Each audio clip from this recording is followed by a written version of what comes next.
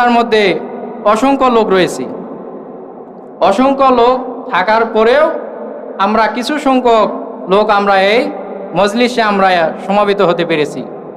তো এটা আল্লাহ তাআলার পক্ষ থেকে অশেষ একটা নিয়ামত না?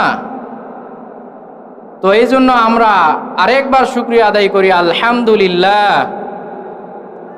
আরেকটু জোরে হবে, আল্লাহ তাআলার শুকরিয়া যেহেতু আদায় করতেছি, আল্লাহ তাআলার কাছে কৃতজ্ঞতা পালন করতেছি। তো এই জন্য আমরা দুনিয়ার নেতার সন্তুষ্টি অর্জন করার জন্য আমরা বিভিন্ন স্লোগান দেই। আমরা বিভিন্ন স্লোগান দিয়ে দিয়ে আমাদের গলার কণ্ঠ ভেঙে যায়, কিন্তু সমস্ত অভিভাবকের অভিভাবক তার আমরা কৃতজ্ঞতা পালন করতেছি, তারপরও আমাদের মধ্যে শুকরিয়া আদায় করতে শব্দ মুখ থেকে বাইর হওয়ার জন্য আমাদের অলসতা লাগতেছে। তো আমরা সকলে গলাটা ছেড়ে দিয়ে আমরা শুকরিয়া আদায় করি, আলহামদুলিল্লাহ।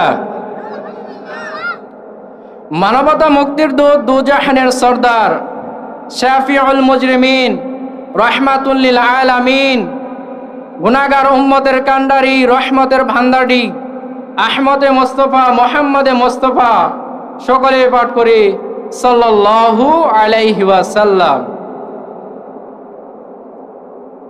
রাসূল সাল্লাল্লাহু আলাইহি ওয়াসাল্লামের যখন দরুদ শরীফ পাঠ করা হয়, ওই ব্যক্তি ফেরেশতা তার উপর দোয়া প্রেরণ করে।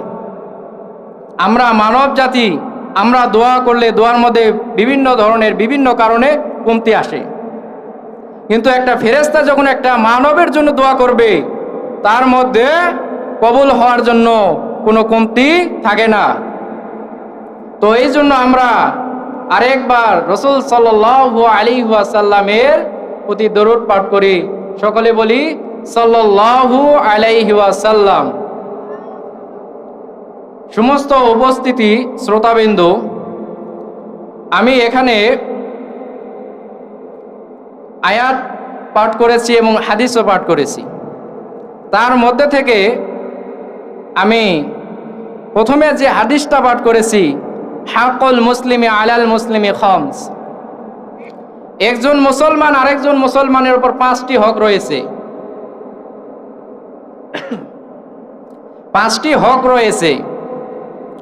তো আমরা যদি এই 5টি হক যদি পালন করতে পারি, আল্লাহ তাআলার দরবারে আমরা কোনো জবাবদাহির সম্মুখীন হতে পারবো না।